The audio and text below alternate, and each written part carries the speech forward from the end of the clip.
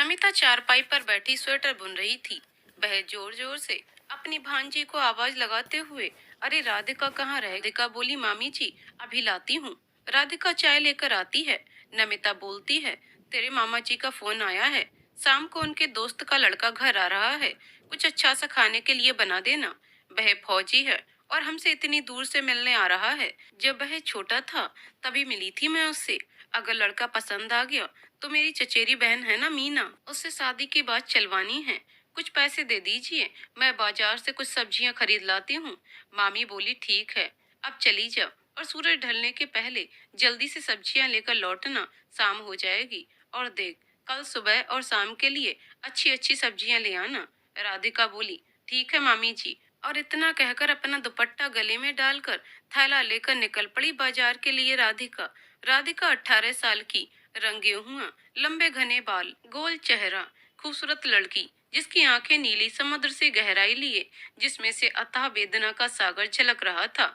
झलके भी क्यों ना, बेचारी के माँ बाप उसको छोड़कर मर गए और दुनिया में उसका कोई नहीं था। मामा मामी के साथ ही रहती थी। ना तो वह पढ़ पाती थी, बस उसकी मामी उससे हर समय काम ही करवाती थी। उस पर जरा सी भी दया नहीं आती। माँ बाप के जाने के बाद बेचारी की पढ़ाई छूट गई। जैसे तैसे तो मामा मामी घर में रखने को तैयार हुए थे। मामी नमिता दिन भर ऐसे ही खटिया पर बैठे बैठे राधिका को आदेश देती रहती थी। सर्दियों के दिन हैं, काम की तो जैसे फहरिस्त खत्म होने पर नहीं आती। राधिका बेचारी को 2 घड़ी के लिए भी आंगन में धूप नहीं सेकने देती। अगर राधिका ना हो तो मामी के घर में मक्खियां भिन भिना जाएं। उसने घर के कच्चे आंगन को गोबर से लीप कर सुंदर बना रखा है। किनारे पर कुछ गुलाब के पौधे भी लगा दिए हैं। उसमें मिर्ची और टमाटर के पौधे भी लगा रखे हैं। आंगन के बीच में तुलसी का एक चौरा है, जिसमें सुबह शाम हर रोज वह दिया जलाती है। वैसे तो नमिता के अपने कोई औलाद नहीं है, फिर भी वह राधिका की कदर नहीं करती। राधिका भी सब सुन लेती है। उसे ये लगता है कि दुनिया में मामा मामी के अलावा और कोई भी तो उसका नहीं है। अब राधिका बाजार पहुंच चुकी थी। उसने कुछ हरी सब्जियां, गोभी मटर वगैरह और पालक सरसों आदि खरीद लिया और घर की ओर चल दी। तभी उसने महसूस किया कि कोई उसका पीछा कर रहा है। उसने पीछे मुड़कर देखा, एक लड़का उसके पीछे चला आ रहा था। उसने अपनी थोड़ी रफ्तार बढ़ा दी, परंतु थैला भारी होने के कारण वह ज्यादा तेज नहीं चल पा रही थी। जैसे तैसे वह अपने घर पहुंची। वह अभी तुलसी के चौरे तक ही पहुंची थी। किसी ने दरवाजा खटखटाया। राधिका ने दरवाजे की दस्तक को अनसुना कर दिया और रसोई की तरफ चल दी। इतने में उसकी मामी ने दरवाजा खोला और खुश होते हुए, अरे जसपाल, तुम भीतर आओ। राधिका, जसपाल आया है। तुम जरा पतीले में पानी गर्म होने को तो चढ़ा दो, हाथ मुंह धुलेगा, ठंड बहुत है। तो राधिका रसोई में से बोली, जी मामी जी, अभी चढ़ाती हूँ। उसकी मामी कहने लगी, जल्दी से पालक और प्याज के पकौड़े बना ले, और हाँ, चाय भी चढ़ा देना। ठीक है मामी। और राधिका ने पूछा, और कुछ तो नहीं? अभी इतना कर ले। और टमाटर, हरा धनिया, मिर्च दे देती है। साफ करके सिल पर चटनी पीस देती है। तभी तो पकौड़े खाने का मजा आएगा। तेरे मामा भी आ रहे होंगे। नमिता राधिका से कहने लगी, देती हूँ मामी, और थोड़ी देर में। राधिका ने स्नान घर में पानी गर्म करके रख दिया और बोली, मामी पानी रख दिया है, मेहमान से कहो कि हाथ पैर धो लें। मामी, ठीक है। तब तक राधिका के मामा मोहनलाल भी आ गए। उन्होंने भी अपने हाथ पांव धोए। तब तक राधिका ने चाय, गर्मा गर्म प्याज और पालक के पकौड़े टमाटर की चटनी के साथ परोसे। सब बातें करते हुए खाने लगे। गर्मा गर्म मूंगफली खाई। 2 घंटे के अंदर राधिका ने रात का खाना भी तैयार कर दिया। आलू टमाटर की सब्जी, आंवले की चटनी, मिर्च का अचार और मेथी के गर्मा गर्म पराठे। खाना खाने बैठे। जसपाल बोला, खाना तो बहुत ही स्वादिष्ट है। राधिका नजरें नीची करके मुस्कुराकर चली गई। मोहनलाल जी खुश होते हुए बोले, मेरी भतीजी खाना बहुत ही अच्छा बनाती है। अगले दिन राधिका को जागने में थोड़ी देर क्या हो गई। नमिता ने राधिका की अच्छे से खबर लेनी शुरू कर दी। महारानी जी, दिन चढ़ाया है, कब तक सोओगी? ये सब जसपाल ने भी देखा। बस राधिका तो रोते हुए रसोई घर में चली गई। उसने जल्दी जल्दी सारे काम निपटा कर नाश्ता भी तैयार कर दिया और नमिता से बोली, मामी नाश्ता तैयार है, आप सब खा लीजिए। नमिता बोली, ठीक है ठीक है। आज तो देर कर दी तूने, लेकिन कल से ये सब नहीं होना चाहिए। तभी मोहनलाल नमिता से बोले, भाग्यवान, हमेशा क्यों बिटिया के पीछे पड़ी रहती हो? दिन भर तो सारे काम में लगी रहती है बेचारी।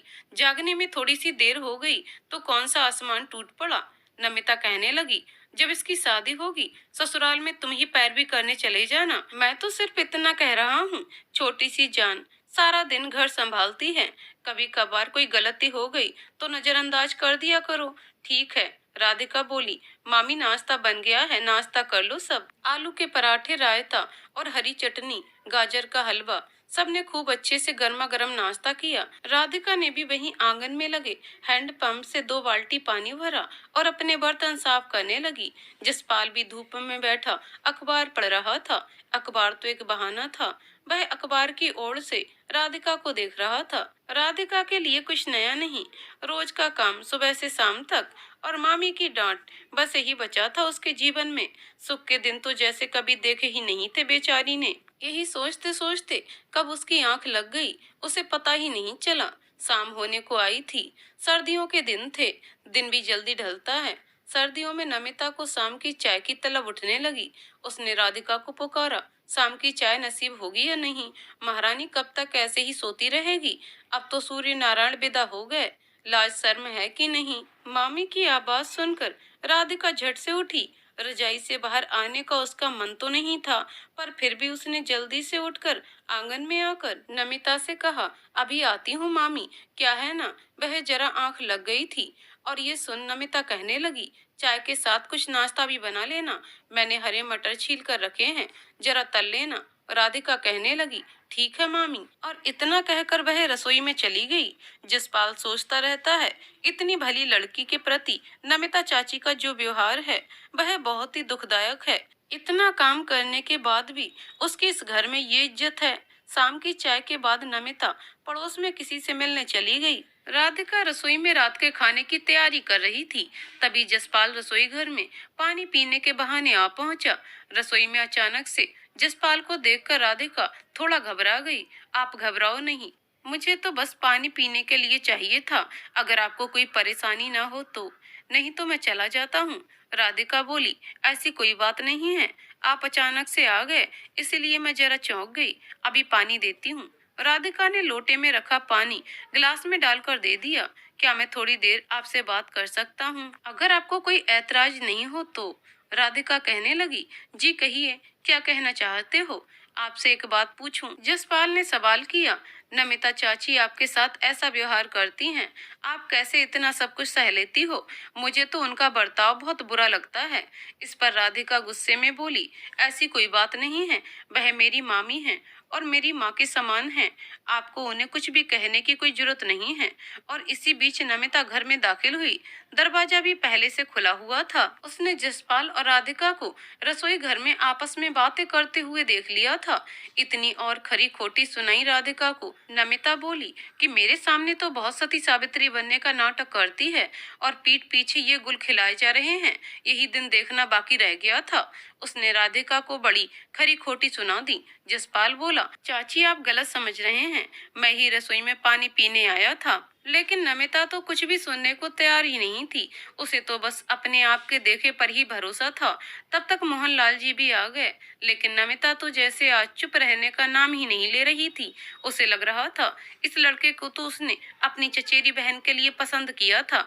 अगर ऐसा नहीं हो सका तो मायके वालों को क्या जवाब देगी? राधिका ने तब तक खाना तैयार कर लिया था। वह बोली, मामी पहले सब लोग खा लो और बाद में मुझे सुना लेना।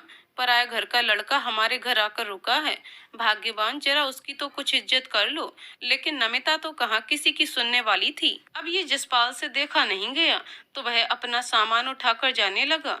मोहनलाल ने उसे बहुत रोकने की कोशिश की। बेटा ऐसे रूठ कर मत जाओ, खाना बन चुका है, दोने वाले खाकर चले जाना, वहाँ दोस्त के सामने मेरी क्या इज्जत रह जाएगी। जसपाल ने दोनों हाथ जोड़कर मोहनलाल जी से माफी मांगी। नमिता और मोहनलाल के चरण छूकर और एक झलक राधिका की ओर देखकर जसपाल उसी समय घर से निकल गया। मोहनलाल ने नमिता से कहा, नमिता तुमने अच्छा नहीं किया, बच्चे का बहुत दिल दुखाया है तुमने, बिना सोचे समझे कुछ भी मत बोला करो। तो नमिता हाथ नचाते हुए, दुनिया जहान को खुश करने का ठेका नहीं लिया है मैंने, उस रात तो किसी ने भी खाना नहीं खाया। उधर बेचारी राधिका का रो रो कर बुरा हाल हो गया था। अपनी किस्मत को कोस रही थी, आखिर वह पैदा ही क्यों हुई। आज उसकी वजह से एक ऐसे इंसान की इतनी बेइज्जती हो गई जिसकी कोई गलती नहीं थी। उसको तो जीने का हक नहीं है। और यही सोचते सोचते पता नहीं राधिका की आंख लग गई। दूसरे दिन सब वैसे ही अन्य दिनों की तरह सब सामान्य चल रहा था। तभी सुबह सुबह दरवाजे पर दस्तक हुई। मोहनलाल जी ने दरवाजा खोला और दरवाजा खोलते ही देखा कि उनके मित्र हरपाल खड़े हैं। उसने तुरंत हाथ जोड़कर माफी मांगी और कल रात को जो उनके बेटे के साथ नमिता ने बर्ताव किया था उसके लिए हाथ जोड़कर कहने लगे कि मैं बहुत शर्मिंदा हूँ। हरपाल मुस्कुराकर बोले, कोई बात नहीं मित्र, मुझे जसपाल ने सब बता दिया है। रिश्ते की बात करने आया हूँ। मैं चाहता हूँ राधिका बिटिया और जसपाल की शादी हो जाए। मोहनलाल मुस्कुराकर बोले, अरे ये तो तुमने बहुत अच्छी बात कही है। आपने हमारी राधिका को अपने घर के काबिल समझा और जसपाल हमारी राधिका से विवाह करने के लिए तैयार है। एक अनाथ लड़की को एक अच्छा ससुराल मिल जाए और मुझे क्या चाहिए। नमिता भी बाहर से आ गई और शादी चाहे जो करो, मैं इसकी शादी में एक फूटी कौड़ी खर्च नहीं करने वाली। ये आप कैसी बातें कह रही हो। मोहनलाल बोले। हरपाल बोला, भाभी जी, राधिका भी तो आपकी बेटी के समान है। ऐसी बेटी बड़े भाग्य से मिलती है, लक्ष्मी का रूप। ऐसी बातें ना करें उसके बारे में। मोहनलाल जी नमिता को समझाते हुए बोले, भाग्यवान, कुछ तो भगवान से डर। ऊपर जाकर क्या मुंह दिखाएगी। पाप पुण्य भी तो कुछ होता है। तू तो अपने अहम में लगता है सब कुछ भूल गई है। नमिता कहने लगी, रहने दो रहने दो, ये पाप पुण्य का अंतर मुझको मत समझाओ। एक बार जो कह दिया सो कह दिया। और नमिता के आगे एक भी नहीं चल सकी मोहनलाल की। और हरपाल ने आपस में कुछ सलाह मशवरा किया और ये शादी तो होगी, लेकिन अभी शादी मंदिर में होगी। मोहनलाल ने राधिका से पूछा। राधिका शादी के लिए तैयार नहीं थी। राधिका अपने मामा से बोली, क्षमा करें मामा जी, लेकिन मैं इस विवाह के लिए तैयार नहीं हूँ।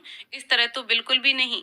जो बड़ों का दिल दुखे, और बह भी जैसी भी है, लेकिन है तो मेरी भी मामी। मैं उनका दिल दुखा कर नहीं कर सकती। इतने साल से वह अपने साथ रख रही हैं और मैं उनके सारे एहसान भूलकर स्वार्थी हो जाऊं। जिस दिन मामी इस विवाह के लिए राजी हो जाएंगी उस दिन मैं शादी कर लूंगी। हरपाल जी बोले, बहुत ही भाग्यशाली है तुम्हारी माँ। तुम जैसी बेटी को जन्म दिया। तेरे जैसी बेटी को घर की बहू बनाकर अपने आप को धन्य समझूंगा। हमेशा खुश रहे बेटा। जब से जसपाल की माँ दुनिया से गई है, मेरे आंगन से रौनक ही चली गई है। तू घर में आ जाएगी तो जैसे रौनक वापस आ जाएगी। मेरे घर के आंगन में कोई बात नहीं, जैसी तेरी मर्जी। वैसे जसपाल को समझाने में मुश्किल होगी। मेरा जसपाल बहुत समझदार है। हरपाल हाथ जोड़कर मोहनलाल से नमस्ते करके दुखी मन से वापस लौट रहा था। राधिका के मन में विचार उठ रहे थे। शादी तो चलो सही है, वह मुझसे करना चाहते थे, आखिर मैं करती भी क्या। उस समय मुझे जैसा सही लगा मैंने कह दिया। राधिका के मन में तरह तरह के विचार जो उठ रहे थे और खुद ही उनका समाधान कर रही थी। फिर भी 2 दिन की पहचान में कोई शादी के लिए हाँ थोड़े ही करता है।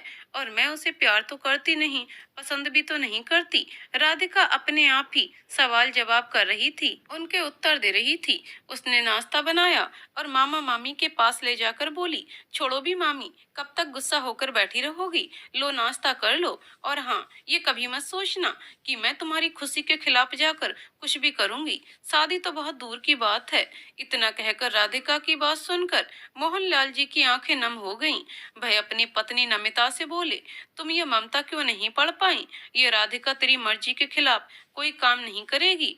अरे भाग्यवान, अब तो इस पर थोड़ी सी ममता बरसा दे। एक बार अपना प्यार भरा हाथ इसके सर पर रख दे। थोड़ा सा प्यार दे दे एक बार। अजी अब रहने भी दो। ये ज्ञान की बातें, तुम्हारा उपदेश खत्म हो गया हो तो मैं नाश्ता कर लूं। मोहनलाल जी बोले, तुझे समझाना तो पत्थर पर सिर फोड़ने के बराबर है। तू कभी नहीं समझेगी, चाहे तेरे लिए कोई जान की बाजी लगा दे। हरपाल ने अपने घर पहुंचकर सारी बात जसपाल से कह दी। बोला, कोई बात नहीं पापा जी, मैं राधिका से बात नहीं करूंगा जब तक वह हाँ नहीं करेगी। इसके पहले मुझे उसका दिल जीतना होगा, उसे भरोसा दिलाना होगा कि मैं जीवन भर उसका साथ निभा सकता हूँ।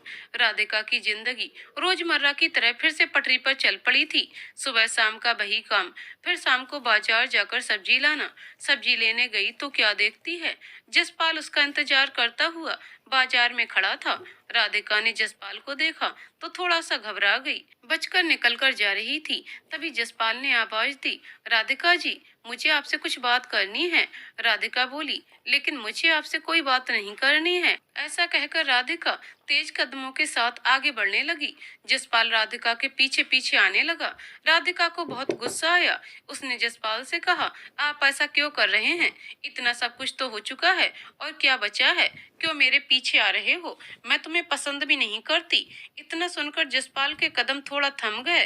कुछ सोचकर बोला, अच्छा तो ये बात है, आप मुझे पसंद नहीं करती। माफ कीजिए राधिका जी, आज के बाद मैं कभी भी आपके पीछे नहीं आऊंगा। ये बात मुझे पता नहीं थी। मुझे लगा था कि आप भी मेरी तरह मुझे पसंद करती हैं। जसपाल बेचारा मायूस होकर वहां से वापस चला गया। राधिका ने इतना सब जसपाल से कह तो दिया था, लेकिन अब उसे बहुत दुख हो रहा था कि गुस्से में इतना कुछ कह तो दिया। घर आकर राधिका रसोई में चली गई और खाना बनाने लगी।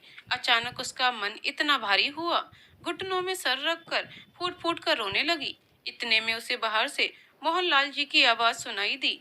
उसने सोचा, लगता है मामा जी आ गए। वह फौरन अपने आंसू पोंछकर अपने काम में लग गई। मोहनलाल जी रसोई में आए और राधिका से आकर बोले, आज जसपाल मिला था तो बेटा मैंने उससे पूछा कुछ काम था, किस लिए आए थे? जसपाल बोला, राधिका से कुछ सवालों के जवाब चाहिए थे जो मिल गए। मुझे लगा था जैसे मैं राधिका को पसंद करता हूँ, वह भी मुझे पसंद करे, परंतु ऐसा नहीं है। राधिका दुखी होते हुए बोली, मामा जी, इस विषय में मुझे कोई बात नहीं करनी। जो हो नहीं सकता तो क्यों हम उसके पीछे पड़े हैं? जैसी तेरी मर्जी, लेकिन कोई फैसला लेने में पहले एक बार जरूर सोच लेना। इतना प्यार करने वाले लोग बड़ी मुश्किल से मिलते हैं। इतना कहकर मोहनलाल जी रसोई से बाहर आ गए। उधर आज जसपाल अपने घर पहुंचा। उसके चेहरे पर निराशा के भाव साफ साफ नजर आ रहे थे। तभी हरपाल बोला, मुझे पता था वह मना ही करेगी। बहुत ही भली लड़की है। मुझे पता था वह पहले औरों का सोचती है, फिर अपने बारे में सोचती है। तू निराश मत हो, फिर कोशिश कर। जल्दी तेरी छुट्टियां खत्म होने वाली हैं। मैं चाहता हूँ तेरे जाने से पहले तेरी सगाई मैं उससे करवा दूं। अपने बाबूजी की ये बात सुनकर उसको यकीन तो हो गया कि आज नहीं तो कल, कल नहीं तो परसों, एक न एक दिन राधिका इस विवाह के लिए तैयार हो ही जाएगी। और जसपाल इसी उम्मीद से राधिका से मिलने की कोशिश करने लगा, लेकिन राधिका है कि जसपाल को देखती भी नहीं थी। ऐसे ही हफ्ता बीत गया। जसपाल ने राधिका को फिर बाजार में देखा। राधिका उस दिन बहुत जल्दबाजी में थी, बहुत घबराई हुई थी। जसपाल को देखकर राधिका बोली, चलिए आप। क्यों, क्या हुआ? मामी जी सीढ़ियों से उतरते हुए छत से गिर गई हैं। जसपाल राधिका के साथ घर की ओर चल पड़े। डॉक्टर साहब ने नमिता का मुआयना किया। नमिता को होश तो आ गया था, लेकिन उसके सर में बहुत गहरी चोट लगी थी। उसे अब महसूस हो चुका था कि वह बचने वाली नहीं है। सारा मोहल्ला इकट्ठा तो हो गया था। आंखों में आंसू, उसने राधिका और जसपाल को अपने पास बुलाया और एक दूसरे के हाथों को पकड़ते हुए उसने राधिका का हाथ जसपाल के हाथों में देते हुए इशारों ही इशारों में माफी मांगी और बिना कुछ बोले ही प्राण त्याग दिए। राधिका फूट फूट कर रो पड़ी। मोहनलाल जी भी बोले, चलो अपने अंतिम समय में ही भलाई का काम कम से कम कर तो गई। बस शायद भगवान को यही मंजूर था, भगवान उसकी आत्मा को शांति दे। और ऐसा कहते हुए मोहनलाल जी की आंखों से आंसू टपक पड़े। अंतिम संस्कार के समय हरपाल जी आए हुए थे। उन्होंने सांत्वना दी, भगवान के आगे किसी की नहीं चलती है, शायद ऊपर वाले को यही मंजूर था। अब तक नमिता की 13वीं भी हो चुकी थी। मोहनलाल जी ने हरपाल जी से और जसपाल को खाने पर बुलाया और बोले, आज आप लोगों को खाने पर बुलाने का कारण था क्योंकि जसपाल की छुट्टियां ज्यादा नहीं बची थीं, क्योंकि वह तो फौजी था, इसलिए उसे तो समय पर नौकरी के लिए जाना था। इसलिए मैं चाहता हूँ कि जसपाल और राधिका की सगाई कर दी जाए, और फिर यही नमिता की आखिरी इच्छा थी। हरपाल जी बोले, आपने तो मेरे मुंह की बात छीन ली। मैं भी आपसे यही कहना चाहता था, लेकिन कह नहीं पाया क्योंकि भाभी जी को गए हुए महीना भी नहीं हुआ। ऐसी बातें करना उचित नहीं। बोले, कुछ दिन के लिए रोक तो देते, लेकिन फिर जसपाल की भी छुट्टी खत्म होने वाली है, सगाई कर देते हैं और शादी अगली बार जसपाल छुट्टी लेकर घर आए। मोहनलाल जी बोले, बहुत बढ़िया मित्र, तो फिर ठीक है, कल आप अपने शहर जाएंगे, फिर परसों वापस आएंगे, तो बहुत समय बर्बाद हो जाएगा। हम सब लोग यहीं रहकर खरीदारी करते हैं। हरपाल जी बोले, बहुत अच्छा मित्र, जैसी आपकी इच्छा, हमें क्या परेशानी हो सकती है। दूसरा दिन खरीदारी में और तैयारियों में निकल गया। शाम को सब बहुत थक गए थे। राधिका ने जल्दी से शाम की चाय बनाई, फिर रात को खाने की तैयारी करने लगी। मोहनलाल जी बोले, बेटा तू भी बहुत थक गई होगी। राधिका, मैं तेरी कुछ मदद कर देता हूँ। तो राधिका बोली, नहीं मामा जी, मैं सब कर लूंगी, बस आप थोड़ी सी सब्जियां काटने में मेरी मदद कर दीजिए। मोहनलाल जी बोले, गर्मा गर्म बैगन का भरता, चटनी, भुने हुए आलू और मक्खन के साथ रोटी, ये तो बहुत अच्छी बात है। राधिका अपना काम करने में लग गई। चूल्हे से उठ रही आग की सुनहरी लपटों की रोशनी से राधिका की खूबसूरती और निखर कर आ रही थी। वह कभी अपने गालों पर आ रही लटों को संभालती, तो कभी आंखों में लग रही चूल्हे की लकड़ियों की झल से आंखों को अपने दुपट्टे से पोंछती। उसका सौंदर्य देखते ही बन रहा था। जसपाल तो बहुत खुश था, कल राधिका के साथ उसकी सगाई हो जाएगी, लेकिन अभी तक उसे राधिका के दिल की बात पता नहीं चली थी और वह राधिका के मन की बात जानना चाह रहा था। रात का खाना खाने के बाद मोहनलाल और हरपाल जी दिन भर के थके होने के कारण जल्दी सो गए। राधिका बर्तन धोने के लिए हैंडपंप से पानी भरने जा रही थी कि जसपाल ने कहा, आप छोड़िए, मैं बाल्टी भर देता हूँ। राधिका बोली, नहीं नहीं, आप काम मत कीजिए, आप तो हमारे मेहमान हैं। तो वह राधिका को छेड़ते हुए बोला, मेहमान तो आप हैं हमारे दिल की, बताइएगा कब आप रहने आएंगी। राधिका शर्मा कर नजरें नीची कर लेती है। तभी जसपाल बोलता है, तुम्हें वैसे कहने में शर्म आ रही है तो कल सुबह लिख कर बता देना कि आप मुझसे प्यार करती हैं या नहीं। सुबह राधिका एक पत्र में हाँ लिखकर जसपाल को देती है। जसपाल की तो खुशी का कोई ठिकाना नहीं रहता। उसमें राधिका ने लिखा था, मैं भी तुमसे प्यार करती हूँ। दोनों की साधारण ढंग से गांव के कुछ लोगों को बुलाकर सगाई हो जाती है। धीरे धीरे समय बीतता है। जसपाल की छुट्टियां समाप्त होने लगती हैं और उसके जाने का समय निकट आ जाता है। जसपाल को राधिका भारी मन से विदा करती है। किस तरह छुट्टियां बीत गईं, दोनों को पता नहीं चला। जसपाल फिर वापस चला गया। इधर राधिका उसके आने का फिर से बेसब्री से इंतजार करने लगी। इंतजार की घड़ियां समाप्त हुईं। जसपाल दोबारा छुट्टी लेकर गांव आया। मोहनलाल और हरपाल ने उन दोनों की शादी धूमधाम से कर दी। दोनों परिणय सूत्र की डोरी में बंध गए। दोनों एक दूसरे का साथ पाकर बहुत खुश थे। जसपाल तो उसकी हर अदा का दीवाना था। वह क्या बात है, जब दिल से दिल मिलते हैं तो कुदरत भी साथ देती है। राधिका को 16 श्रृंगार में सजे देखकर अचानक से जसपाल ने चंद लाइनें गुनगुनाना शुरू कर दी। हुस्न से चांद भी शर्माया है, तेरी सूरत ने गजब ढाया है। जसपाल और राधिका कोमल घास की नरमी में बैठे स्पर्श का सुखद अनुभव कर रहे थे। जसपाल ने राधिका के मुखड़े को देखा, आंखें बंद, दमकता हुआ चेहरा, होठों पर मुस्कान बिखरी हुई, जुल्फे मादक आकर्षण उत्पन्न कर रहे हैं। अचानक से झिझकते हुए वह शायराना अंदाज में बोली, ऐसे क्या देख रहे हैं जनाब।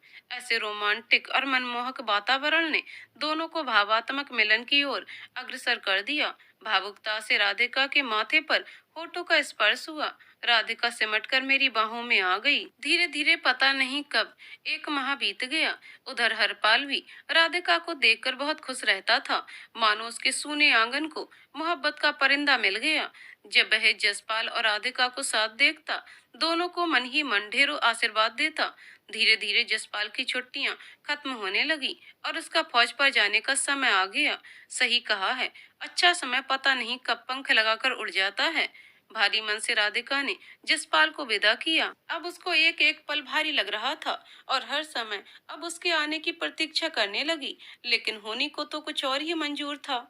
बाढ़ पीड़ितों के बचाव कार्य में जसपाल की ड्यूटी लगी थी। उसने अपनी हिम्मत और सूझबूझ से बहुत से लोगों की जान बचाई थी, लेकिन एक दिन पानी का बहाव इतना ज्यादा था, एक बच्चे को बचाते हुए जसपाल खुद को नहीं संभाल सका।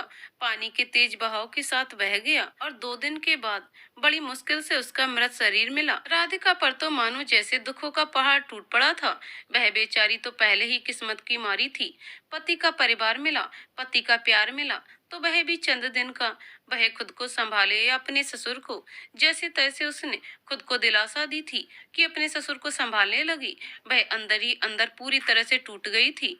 जसपाल की अस्थियों का विसर्जन करने हरपाल जी और मोहनलाल जी हरिद्वार जाते हैं, लेकिन कहते हैं ना, जब दुखों का पहाड़ टूटता है तो एक साथ टूटता है।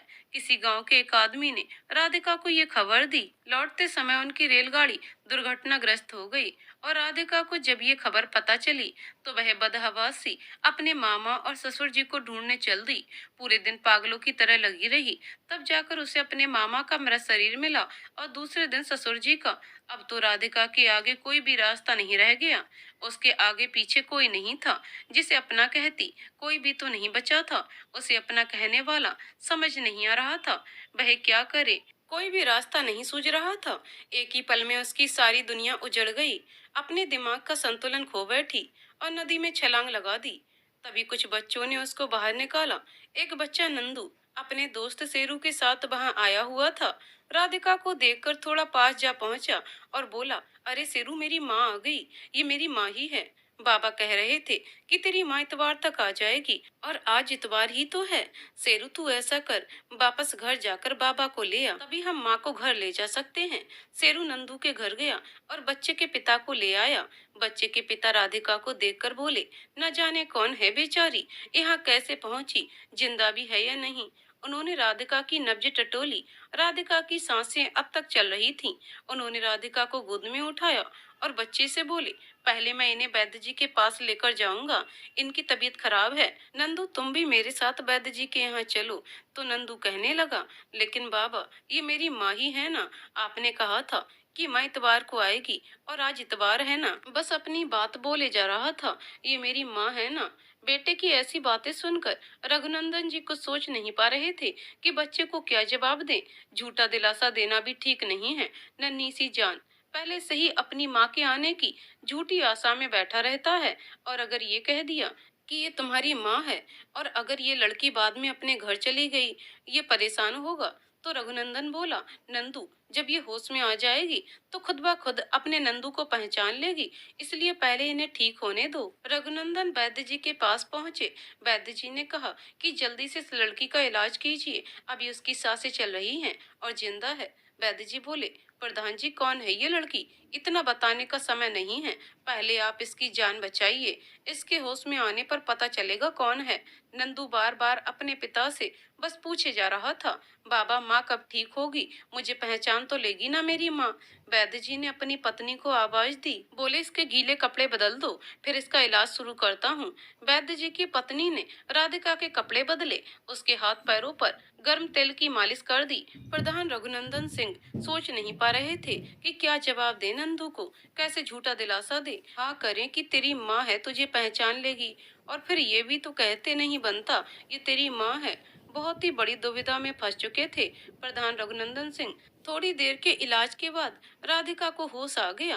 वैद्य जी ने गर्म गर्म काढ़ा और देसी दवाइयां दी। सुनिया बिटिया को होश आ गया। इतना सुनते ही नंदू भीतर की ओर भागा और पीछे पीछे रघुनंदन भी। नंदू फौरन जाकर राधिका से माँ कहकर लिपट गया। राधिका को समझ नहीं आया, लेकिन नंदू के इस तरह गले लगने से उसके मन में नंदू के लिए ममता जाग गई। उसने भी कह दिया, हाँ बेटा। नंदू राधिका को छोड़कर अपने बाबा से बोला, देखो बाबा, मैं कहता था ना, माँ मुझे पहचान लेगी। मेरी माँ ने मुझे पहचान लिया। अब जल्दी कीजिए, मुझे अपनी माँ को घर लेकर जाना है और उनको घर दिखाना है। नंदू को ऐसा लग रहा था जैसे उसे कोई अनमोल खजाना मिल गया है। अनमोल खजाना उसे फिर से कोई न छीन ले। रघुनंदन जी बोले, एक मिनट रुको, बाहर मेरा इंतजार करो, मैं तुम्हारी माँ को लेकर आता हूँ। तो नंदू बोला, ठीक है बाबा, मैं बाहर हूँ, जल्दी लेकर आना माँ को। और ये कहकर वह बाहर चला गया। आपका नाम क्या है और आप इस हालत में कैसे? मेरा नाम राधिका है।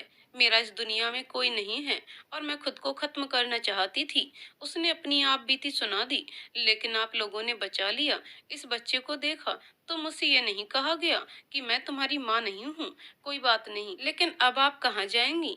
जहाँ किस्मत ले जाएगी। तो रघुनंदन ने राधिका से कहा, अगर आपको ऐतराज ना हो तो आप मेरे घर चल सकती हैं। आपको कोई भी असुविधा नहीं होगी और नंदू भी आपके आने से खुश हो जाएगा। तभी वैद्य जी की पत्नी और वैद्य जी बोले, क्या सोच रही हो? बिटिया चली जाओ।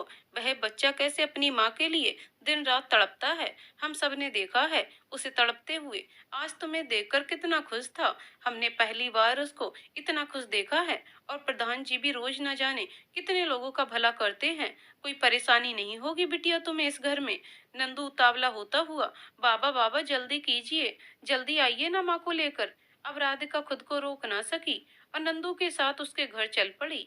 नंदू आज बहुत खुश था। जो भी रास्ते में मिलता उससे कहते हुए जाता, देखो ये मेरी माँ है। मैंने कहा था ना एक दिन मेरी माँ जरूर आएगी। नंदू कहने लगा, माँ आज से खाना तुम बनाना।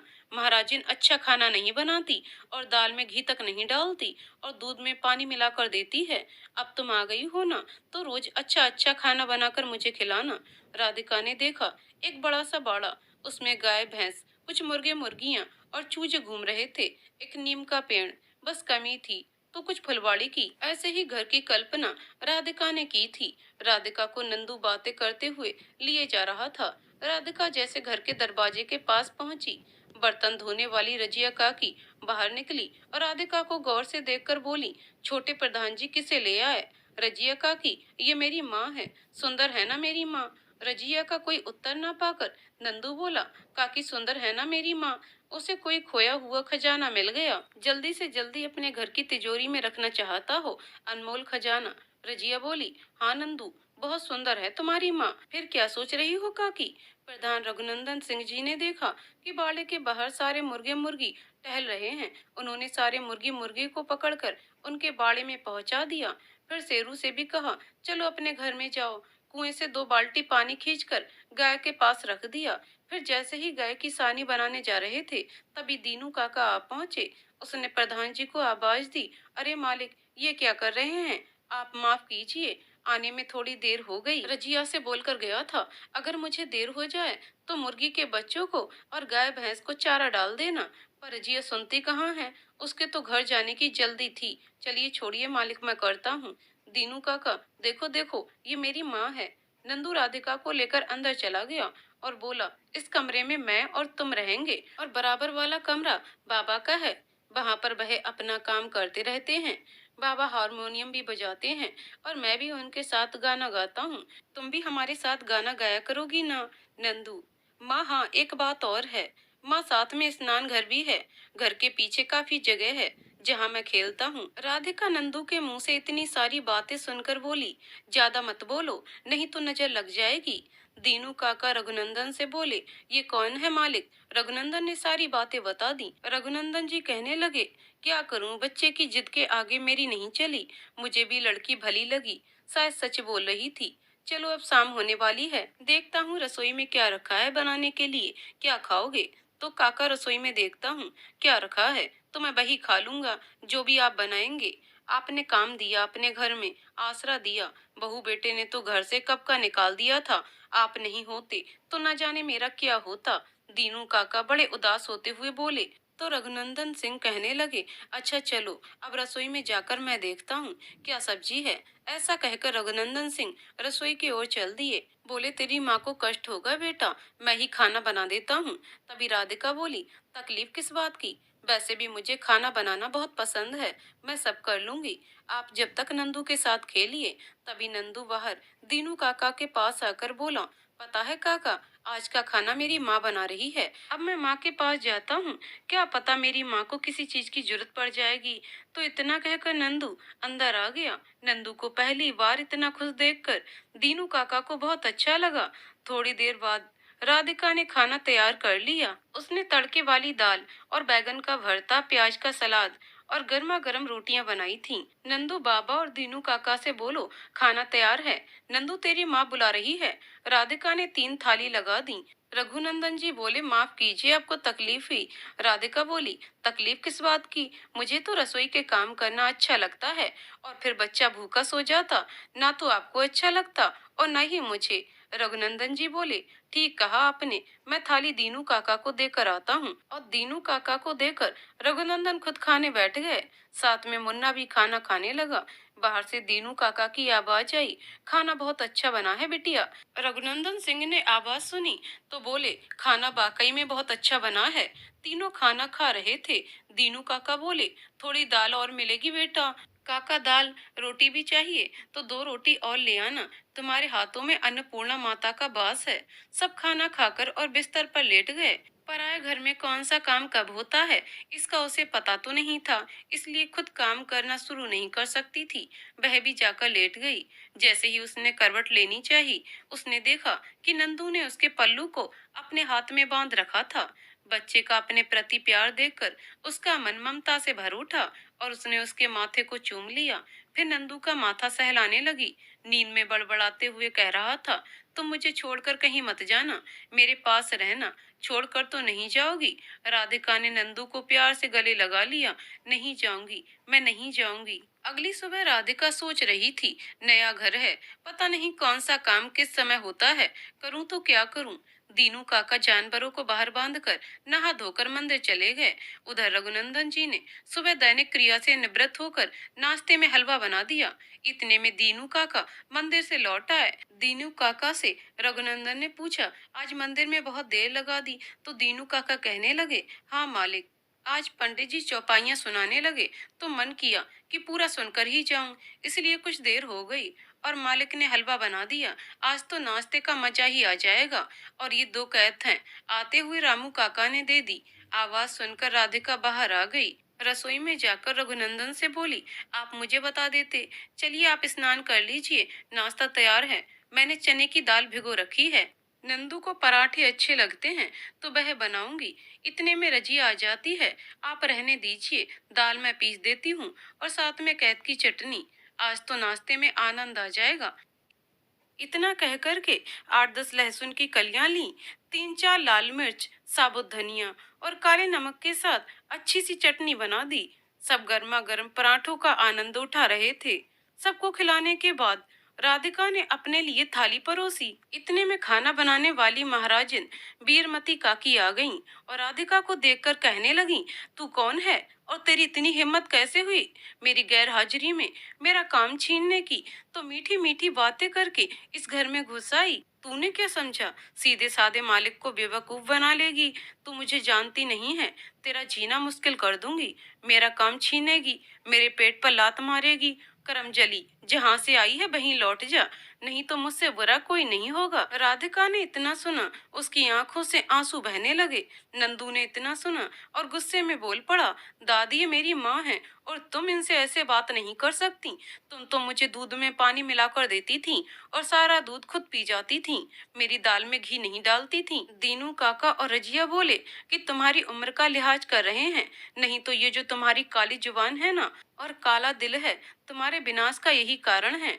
तभी बीरमती गुस्से से बोली, मैं तेरे जैसी नहीं हूँ, पति मर गया तो देवर से विवाह रचा लिया, तुझे तो कोई है नहीं कहने सुनने वाला। काकी, जो जैसे खुश रहता है उसे रहने दो, क्यों परेशान रहती हो? कैसी बातें कर रहे हो? मेरे पेट पर लात मारे, कोई मेरी नौकरी छीने और मैं कुछ ना कहूँ। बीरमती गुस्से से चीख पड़ी। तभी दीनू काका फिर बोले, इस बिटिया ने ना तो कोई तेरा काम छीना है, ये इस बच्चे को बेहोशी की हालत में मिली थी, ये मासूम इसे अपनी माँ समझ बैठा है। तो वह कहने लगी, किसी भी अनजान को ठाकुर साहब अपने घर में बीबी बनाकर ले आए और गांव वालों को पता ही नहीं है। और वह राधिका पर इल्जाम लगाने लगी। रघुनंदन बोले, अब तक तो मैं तुम्हें बर्दाश्त कर रहा था और आज के बाद अपनी मनहूस शक्ल मत दिखाना। तुम्हारा जितना भी पैसा बनता है तुम्हारे घर पहुंचा दिया जाएगा। बीरमती काकी बोली, हाँ हाँ, धौंस किसको दिखा रहे हो? प्रधान जी, सारे गांव को तुम्हारी करतूतें बताऊंगी। पता नहीं किस औरत को तुमने अपने घर में रखा है। तभी नंदू बोल पड़ा, वह मेरी माँ है, मेरी माँ के बारे में कुछ मत कहो दादी। तो वह कहने लगी, बड़ा बन रहा है माँ बाला, न जाने किसको उठा कर लिया है, अभी गांव वालों को बताती हूँ। और इतना कहकर बीरमती काकी वहां से चली गई। राधिका की आंखों में आंसू थे, वह वहां से उठकर अंदर चली गई। रजिया बोली, बीरमती काकी की बातों से बेचारी का दिल दुख गया, बेचारी ने खाना भी नहीं खाया। आप नंदू के हाथ खाना अंदर भेज दीजिए, इसके कहने से बिटिया खाना खा लेगी। नंदू बोला, माँ खाना खा लो, बेटा भूख नहीं है। तो नंदू बोला, मुझे पता है तुम्हें भूख तो है, लेकिन तुम खाना नहीं चाहती। बीरमती दादी की बात का बुरा लगा है, पता है ना, वह बहुत बुरी है।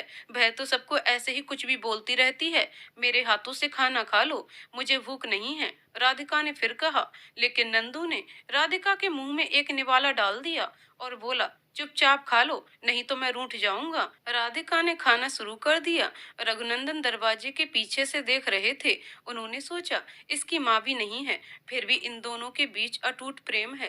काश ये माँ बेटे एक दूसरे से कभी अलग ना हो, लेकिन ये कैसे हो सकता है। राधिका को तो कभी ना कभी इस घर से जाना पड़ेगा, और ये तो हमारे घर के सदस्य भी नहीं है, पता नहीं कौन है। और अगर कभी कोई इसको ढूंढते हुए यहाँ आ पहुंचा तो इसको वापस जाना ही पड़ेगा। फिर नंदू का क्या होगा। बेचारी माँ के लिए तरस रहा था, लेकिन अभी तो दोनों एक दूसरे को पाकर बहुत खुश थे। बाद में देखा जाएगा। रघुनंदन बाहर आ गए। मिट्टी नंदू को आवाज देते हुए, देखो मैं आपकी नानी के घर से वापस आ गई। नंदू भी मीठी की आवाज सुनकर बाहर आकर बोला, तुम आ गई मिट्टी। मिट्टी बोली, हाँ, मेरे साथ अंदर चलो, तुम्हें मैं कुछ दिखाता हूँ। मिट्टी ने पूछा, क्या हुआ नंदू, ऐसा क्या दिखाना चाहते हो। मिट्टी नंदू के पड़ोस की छोटी सी बच्ची थी। तो नंदू बोला, बस तुम अपनी आंखें बंद करो। और नंदू ठीक राधिका के पास ले जाकर बोला, मिट्टी आंखें खोलो। मिट्टी ने जैसे ही आंखें खोली, राधिका को सामने देखकर हैरानी से बोली, ये कौन है नंदू। नंदू बोला, ये मेरी माँ है, खाना भी बहुत अच्छा बनाती है। तो मिट्टी बोली, अच्छा ये तेरी माँ है, सच में तुम्हारी माँ बहुत सुंदर है। फिर मिट्टी बोली, मैं अपनी माँ को बता कर आती हूँ कि नंदू की माँ वापस आ गई है भगवान के घर से। और इतना कहकर मिट्टी वापस अपने घर चली गई। तभी रघुनंदन सिंह बोले, बेटा मिट्टी से क्यों कहा कि ये तुम्हारी माँ है, अपनी माँ से बता देगी। और उसकी माँ के साथ बीरमती काकी का उठना बैठना है, पता नहीं क्या क्या बोलेंगे तेरी माँ के बारे में।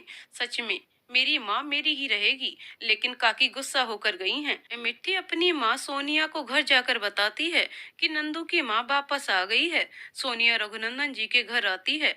नंदू बोलता है, सोनिया चाची देखो देखो, मेरी माँ आ गई है। नदी के किनारे बेहोश पड़ी मिली थी, उनका इलाज कराया है और फिर बाबा अपने घर ले आए। सोनिया राधिका को देखकर बोली, अच्छा हुआ बहन तुम आ गई। नंदू बेचारा कब से माँ के प्यार के लिए तरस रहा था। राधिका ने सारी आप बीती सोनिया को सुना दी। लेकिन मुझे क्या पता था कि मेरा भाग्य है मुझे नंदू से मिला देगा। बरसों से ममता के लिए तरस रहा है, अगर मैं उसको वह ममता दे सकूं, इसमें क्या बुराई है। इतने कम समय में ही इससे इतना लगाव हो गया है, ऐसा लगता है कि जैसे ये मेरा सगा बेटा है। तो सोनिया कहने लगी, अच्छा हुआ बहन, मैं बहुत खुश हूँ, नंदू को माँ मिल गई, इससे अच्छा और क्या हो सकता है। अभी मैं जाती हूँ और बाद में फुर्सत से बात करती हूँ। अभी माँ के घर से आई हूँ तो बहुत काम पड़ा हुआ है। और चली गई। बाहर से लोगों के शोर की आवाज आ रही थी। रघुनंदन ने बाहर आकर पूछा, अरे क्या बात है। उनमें से एक ने कहा कि बात तो क्या है, कैसे कहें, कुछ समझ नहीं आ रहा, लेकिन आपसे संबंधित है। समझ नहीं आ रहा कहाँ से शुरू करूं और कैसे शुरू करूं। आप हमारे गांव के इज्जतदार इंसानों में गिने जाते हैं। आपसे तो ऐसी उम्मीद बिल्कुल नहीं। प्रधान जी, ऐसी कौन सी गलती कर दी जो कि मुझसे उम्मीद नहीं, जो आप ऐसा कह रहे हैं। आपके घर में कौन लड़की रह रही है, और क्या आपको किसी लड़की को अपने घर में रखना उचित है। और आप जैसे व्यक्ति को ये शोभा नहीं देता। हम आपसे कह रहे हैं कि आप नंदू के लिए शादी कर लीजिए, लेकिन आप राजी नहीं हुए। आप ऐसा व्यवहार करेंगे, लेकिन अब इस लड़की का आपके घर में रहना उचित नहीं है। फिर सबके घरों में बहू बेटियां हैं, आप ऐसा करेंगे तो ये एक समस्या है। रघुनंदन जी कहते हैं, आप लोग बैठिए, कुछ जलपान ग्रहण कीजिए। नहीं नहीं, हम जलपान जब ही लेंगे जब इस समस्या का समाधान हो जाएगा। रघुनंदन जी ने परेशान होते हुए हाथ जोड़कर राम राम की और क्षमा मांग विदा कर दिया। रघुनंदन सिंह लेकिन बहुत ही विकट समस्या से जूझ रहे थे। उन्हें समझ नहीं आ रहा था राधिका से जाने के लिए कैसे कहें। अगर कह दें तो नंदू का क्या होगा। संतान का मुंह सता रहा था। बहुत कष्टदायक होता है संतान का मुंह, और उसका समाधान ढूंढने लगे थे। इस समस्या का समाधान कैसे होगा। दोपहर खाने के लिए दीनू काका खेतों से लौटे तो उन्होंने चिंतित अवस्था में रघुनंदन को देखकर पूछा, क्या हुआ मालिक, आप ऐसे उदास क्यों बैठे हैं? किस सोच में हो? ऐसी कौन सी चिंता सता रही है? इससे पहले तो मैंने आपको कभी इस तरह नहीं देखा। तो रघुनंदन जी कहने लगे, बहुत बड़ी समस्या खड़ी हुई है। ऐसा क्या हुआ मालिक? रघुनंदन जी बोले, अभी थोड़ी देर पहले गांव के कुछ लोग आए थे और कह रहे थे, राधिका को घर में किस हक से रखा गया है? दीनू काका कहने लगे, दुनिया का क्या है मालिक, अपने स्वार्थ के लिए लोग कुछ भी बोलते हैं। आप चिंता मत कीजिए, बस ये बताइए, उन लोगों की बातें कहीं राधिका बिटिया ने तो नहीं सुनी? दीनू काका ने रघुनंदन से पूछा। तो रघुनंदन कहने लगे, नहीं काका, राधिका को तो मुन्ना, शेरू और मिट्टी नदी किनारे ले गए थे। इस विषय में राधिका को कुछ भी नहीं पता। तो काका कहने लगे, बहुत अच्छा हुआ, जाने उसके दिल पर क्या गुजरती। राधिका, नंदू, मिट्टी नदी किनारे से वापस आ गईं। सोनिया मिट्टी को आवाज देते हुए, मिट्टी आओ घर चलें। राधिका बोली, बहन खाना तैयार है, आ जाओ खाना खाकर जाना। सोनिया बोली, नहीं नंदू की माँ, मैं घर जाऊंगी, बहुत देर हो गई है। राधिका ने कहा। तो सोनिया बोली, नहीं फिर कभी, अभी तो मैं मिट्टी को लेने आई हूँ। लेकिन बहन, कल शाम को तुमने बातों बातों में बताया था तुम्हें दही वाली काली मिर्च बहुत पसंद है और तुम्हें बनाना नहीं आता। आज मैंने बनाई थी तो मुझे अच्छा लगता अगर तुम थोड़ी सी चख लेती। तो सोनिया ने पूछा, और क्या बनाया है तुमने? काली दाल, मिर्च और बाजरे की रोटी के साथ ताजा छाछ। सोनिया बोली, इतना सब कुछ तो बनाया है और कह रही हो कुछ खास नहीं। बहन, थोड़ी सी दही वाली मिर्ची दे दो, बाकी फिर किसी दिन फुर्सत में बैठकर तुम्हारे हाथ का खाना खाऊंगी। सभी ने दोपहर का खाना खाया और अपने अपने काम में लग गए। थोड़ी देर में बीरमती काकी सोनिया के घर पहुंच गईं और सोनिया से बोलने लगी, देख सोनिया, मेरा काम तो बताने का है, बाकी अच्छा भला बुरा खुद सोच लियो। बीरमती काकी कहने लगी, प्रधान जी की नजरों में खोट आ गया है, तुमने देखा नहीं, बहन ठाकुर साहब की उम्र में जो लड़की है, कितनी छोटी लड़की है, 10 साल का फर्क होगा दोनों की उम्र में। तेरी छोटी लड़की है, उसके ऊपर इन बातों का फर्क पड़ेगा। हाँ, और वह नंदू कह रहा है कि उसको वह नदी किनारे मिली है। क्या कोई ऐसी ही माँ की पदवी दे देता है? ऐसा कहीं होता है भला? समाज कुछ भी नहीं होता, समाज की रजामंदी कुछ भी मायने नहीं रखती। और उस लड़की का क्या है? उसके आगे पीछे कोई है नहीं। ठाकुर साहब की प्रतिष्ठा पर असर पड़ रहा है ना। कोई भी लड़की किसी गैर मर्द के साथ कैसे रह सकती है? राधिका जैसे लोग बहुत मिलते हैं और मतलब पूरा होने पर चलते बनते हैं। सोनिया कहने लगी, नहीं काकी, राधिका तो ऐसी नहीं दिखती। तो काकी कहने लगी, शुरू में सब सीधे ही दिखते हैं सोनिया, मुझे क्या लेना देना, तुम्हारे पड़ोसी हैं, तुम्हारा तुम जानो, मैं तो चली अपने घर। सोनिया को बीरमती काकी राधिका और रघुनंदन के लिए उल्टा सीधा बोलकर चली जाती है। तभी मिट्टी नंदू के घर जाने के लिए पूछती है। मिट्टी बोली तो सोनिया गुस्से में बोली, मैंने कहा ना कि तू नंदू के घर नहीं जाएगी तो बस नहीं जाएगी। और मिट्टी का हाथ पकड़कर सोनिया घर के अंदर ले गई। ये सब देख लिया राधिका ने।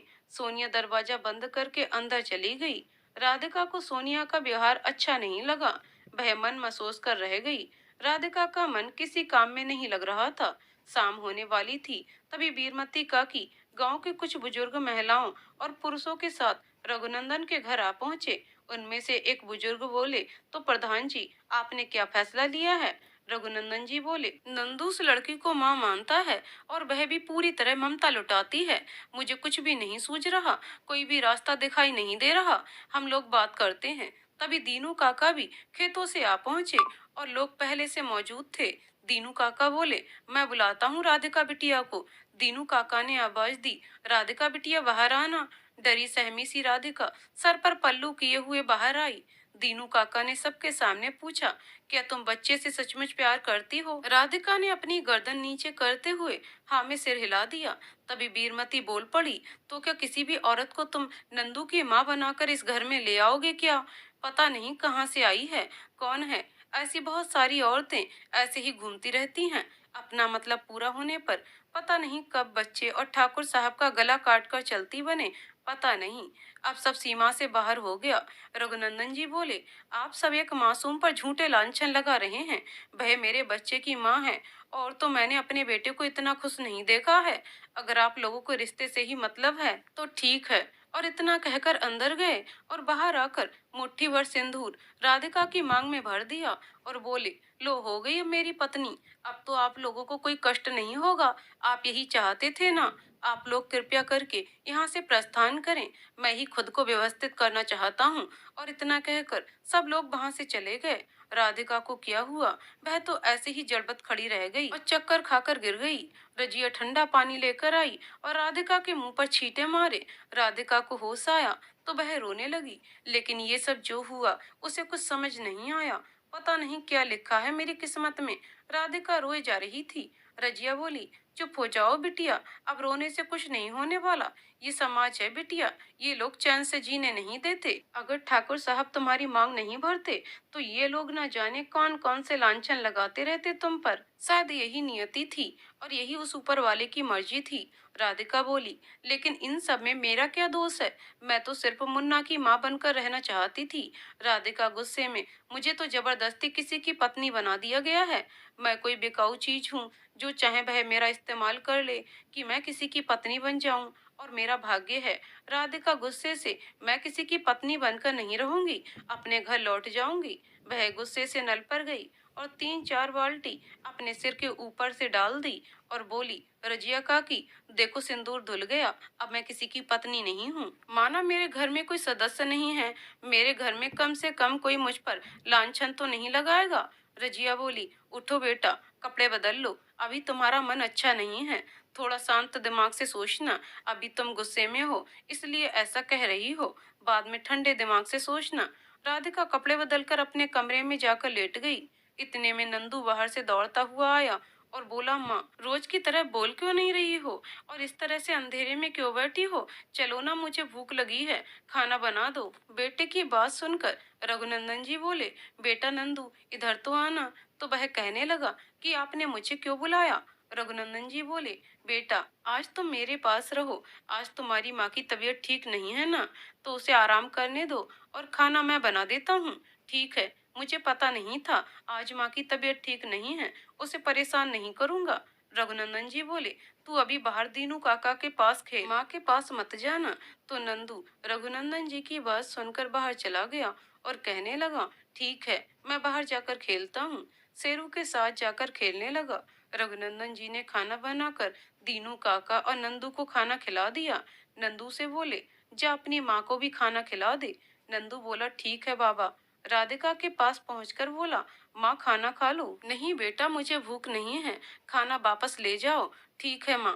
बाबा, माँ को भूख नहीं है, उन्होंने खाना खाने से मना कर दिया। रघुनंदन राधिका के पास पहुंचे और कहने लगे, माफ कीजिए, जो हुआ वह होना नहीं चाहिए था। वह सब क्रोध बस हुआ।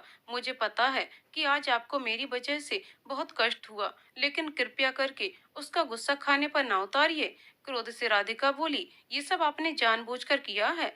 आपके मन में ये बात कैसे आई थी कि मैं आपसे विवाह कर सकती हूँ।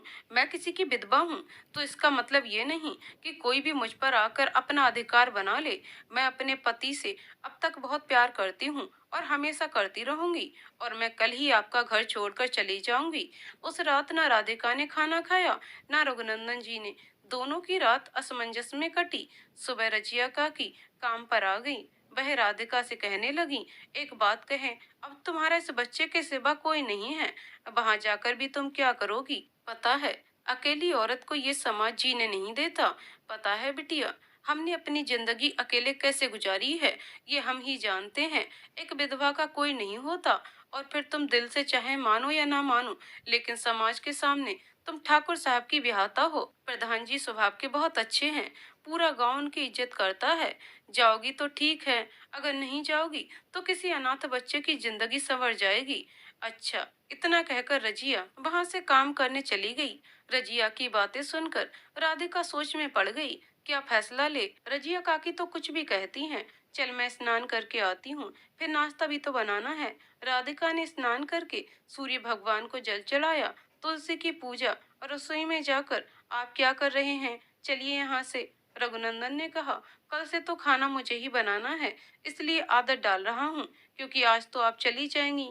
तब राधिका कहने लगी, मैं कहीं नहीं जा रही हूँ, अपने नंदू को छोड़कर। आप छोड़िए, रघुनंदन सिंह सब कुछ छोड़कर चेहरे पर हल्की सी मुस्कान देकर चले गए।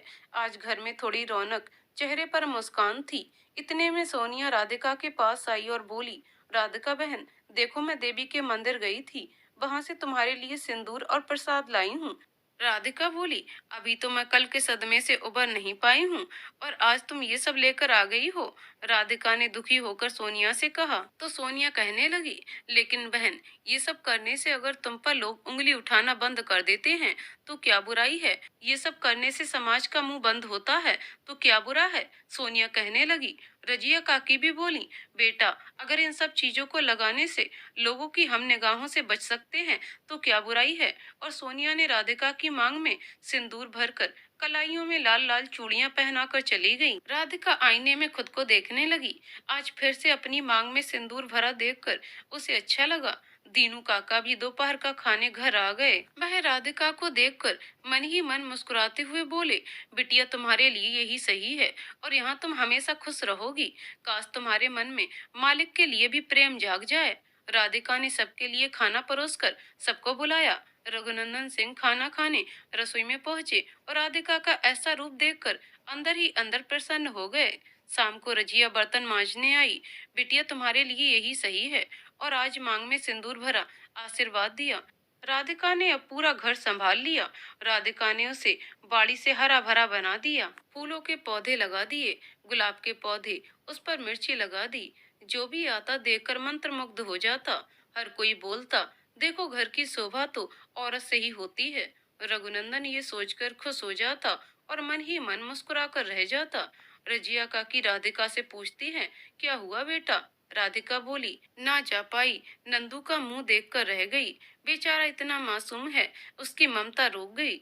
रजिया काकी बोली, हम तो कहेंगे कि बिटिया तुम्हारे लिए यही सही है और आज मांग में सिंदूर भरकर अच्छी लग रही हो। हमेशा इसी तरह श्रृंगार करो, हमारा आशीर्वाद है। राधिका ने सुहागनों की तरह रहना शुरू कर दिया था, लेकिन अभी रघुनंदन जी को माफ नहीं कर पाई थी। राधिका के घर में रहते कोई भी घर पर आता तो ठाकुर साहब से कहता, ठाकुर साहब सही किया, घर में बिना औरत के शोभा नहीं रहती, घर की शोभा औरत से ही होती है। रघुनंदन जी इतना सुनते ही खुश हो जाते, लेकिन अंदर हमेशा उदास रहते। दीनू काका और रजिया चाहते हैं कि राधिका और रघुनंदन एक हो जाएं, उनके बीच की दूरियां मिट जाएं। अगर भगवान ने दोनों को जोड़ा है तो बीच में गांठ क्यों रह गई? ऐसे ही दिन बीते जा रहे थे। रघुनंदन राधिका को पसंद करने लगे और करे भी क्यों नहीं पसंद।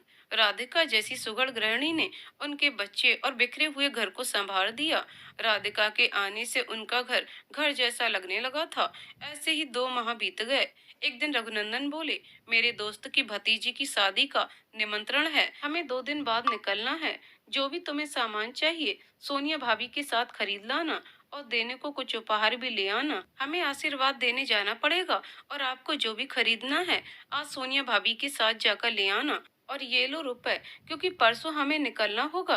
राधिका फिर तो नक्कर बोली, ठीक है, मैं सब कर लूंगी, लेकिन दीनू काका का क्या होगा? उनके लिए खाना कौन बनाएगा?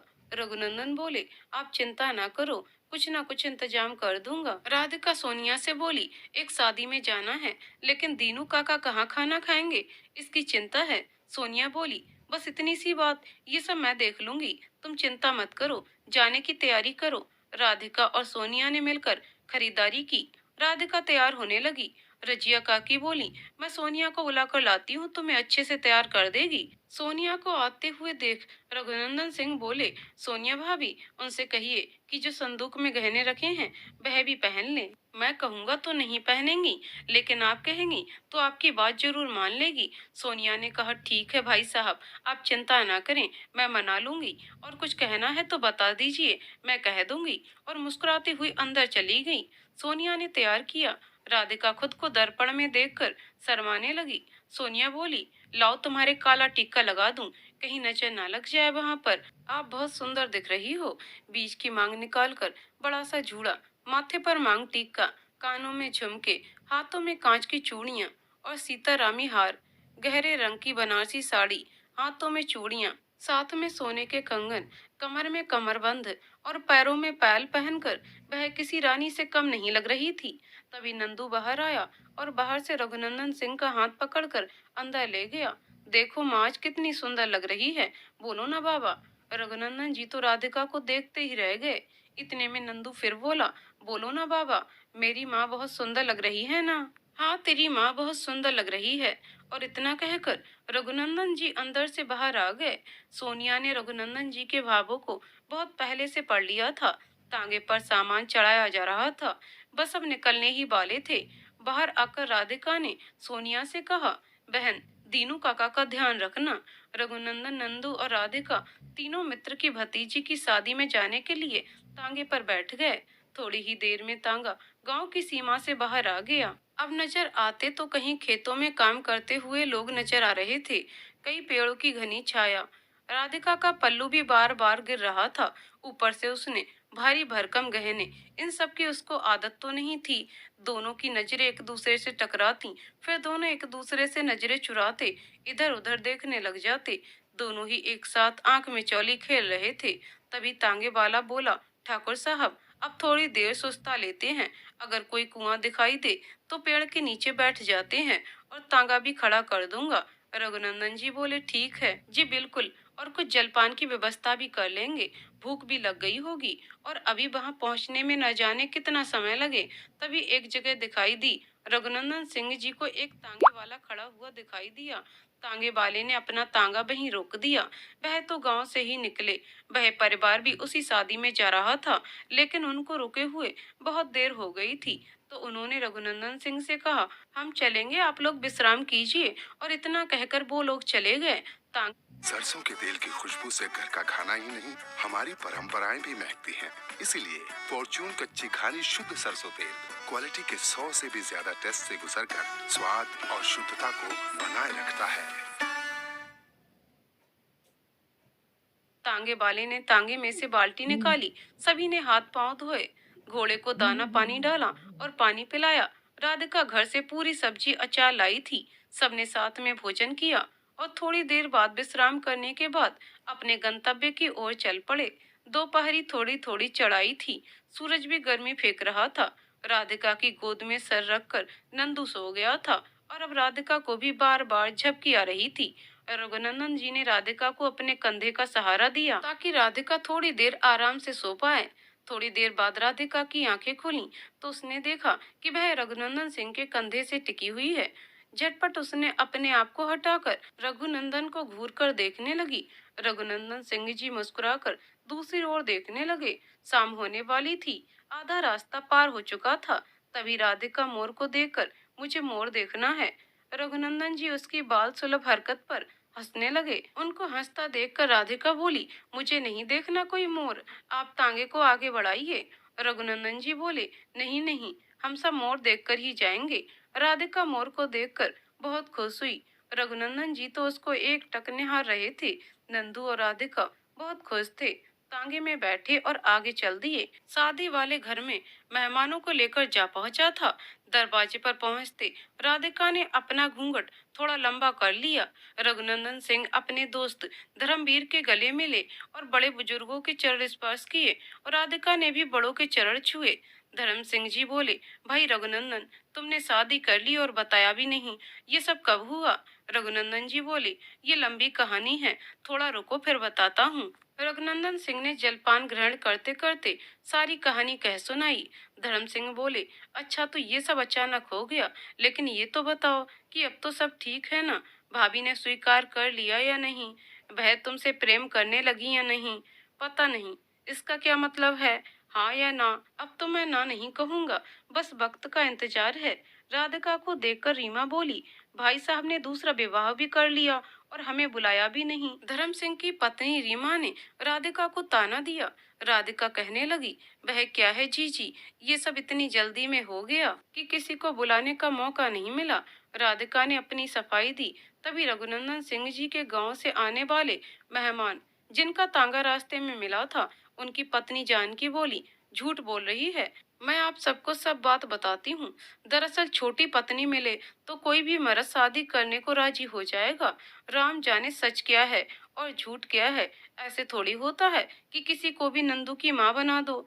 तभी रीमा बोली, कैसे बातें कर रही हो बहन, बिना बात किसी के बारे में ऐसे नहीं बोलते। जो भी हो गया, भाई साहब की बात आई है, न जाने कोई किसी की क्या मजबूरी थी, ये तो वही जाने कि वह इनकी मजबूरी थी या उनकी मजबूरी, भगवान ही जाने।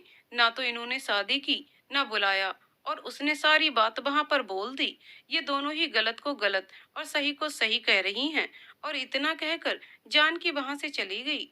खड़े खड़े राधिका की बड़ी बड़ी आंखों से आंसू टपकने लगे। उसको कुछ भी समझ नहीं आ रहा था। रीमा बोली, चलो हटो ना बहन, क्यों मन खराब कर रही हो? लोग तो कुछ भी कहते रहते हैं। चलो अपना मुंह धोकर कपड़े बदल लो, इतने भारी कपड़ों में काम भी नहीं होगा। बारात के समय कल अच्छे से तैयार हो जाना। और इतना सुंदर चांद सा चेहरा उदास अच्छा नहीं लगता। जलपान के बाद सभी खाना खाने बैठे। आलू मटर की सब्जी, गोभी की तरकारी, बूंदी के लड्डू, चावल और रोटी थे। पहले पुरुष, फिर महिलाओं की पंगत लगी। खाने के बाद सब फुर्सत में थे।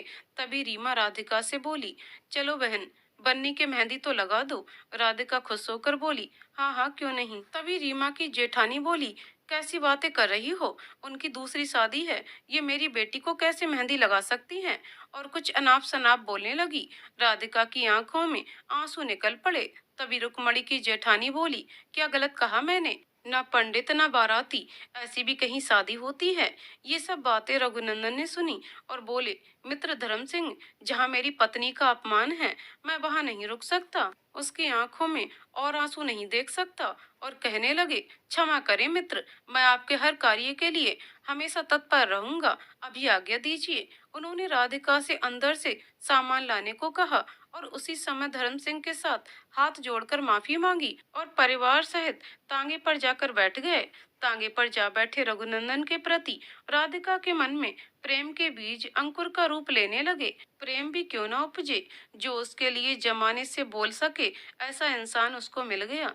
उसकी चाहत बढ़ने लगी। उसको समझ आने लगा कि रघुनंदन की इतनी बड़ी भी गलती नहीं थी जो उसको माफ ना किया जा सके। राधिका सोचने लगी, ये उस दिन सब भावावेश में हो गया होगा।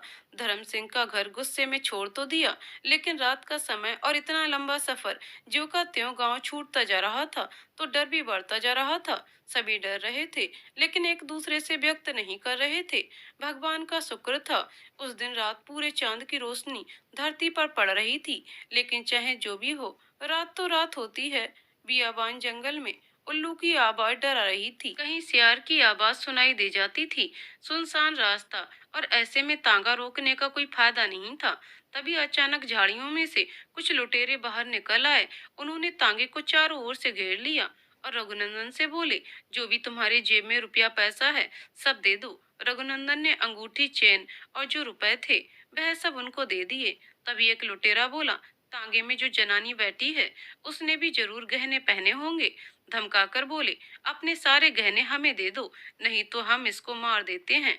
राधिका एकदम तांगे से नीचे कूद आई और बोली, कृपया करके भाई इन्हें छोड़ दीजिए। डाकू बोला, तुमने हमें भाई कहा है? बहन, बिना गाली के हमसे कोई बात नहीं करता। तुम चिंता मत करो, हमें तुम्हारा कुछ नहीं चाहिए। हम तुम्हें कोई भी नुकसान नहीं पहुंचाएंगे। और हम में से कोई एक तुम लोगों को तुम्हारे गांव तक छोड़ आएगा, क्योंकि आगे भी और डाकू मिल सकते हैं। और ऐसा ही हुआ। नंदू तांगे में गहरी नींद में सो रहा था। बच्चा था ना, उसको कुछ पता ही नहीं चला। रात के 3 बजे तक सब घर पहुंच गए। राधिका ने रघुनंदन सिंह से पूछा, ऐसा भी क्या गुस्सा था कि आधी रात को ही शादी का घर छोड़ दिया, आगे पीछे कुछ भी नहीं सोचा? रघुनंदन जी बोले, किसी का दिल जीतना था, ताकि मैं किसी को नंदू की माँ कह सकूं। और तुम बताओ ना, तुम कैसे एकदम से अपनी जान की परवाह न करते हुए तांगे से कूद आई? रघुनंदन जी ने राधिका को छेड़ते हुए कहा। राधिका बोली, अभी तक दिल नहीं जीत पाए, किसी को मौका मिला है, ताकि मैं भी किसी को नंदू के बाबा कह सकूं। तो बनोगी मेरे नंदू की माँ, करोगी एक बार सबके सामने मुझसे विवाह? रघुनंदन सिंह ने राधिका से पूछा। और राधिका शर्मा कर रघुनंदन सिंह के गले लग गई। आज दोनों दिल एक दूसरे के हो गए और नंदू को सदा के लिए माँ का प्यार मिल गया। तो दोस्तों, कहानी यहीं पर समाप्त होती है। दोस्तों, आपको कहानी कैसी लगी कमेंट करके जरूर बताइएगा। कहानी पसंद आई हो तो वीडियो को लाइक शेयर करें और चैनल को सब्सक्राइब करें। कहानी को पूरा सुनने के लिए बहुत बहुत धन्यवाद दोस्तों।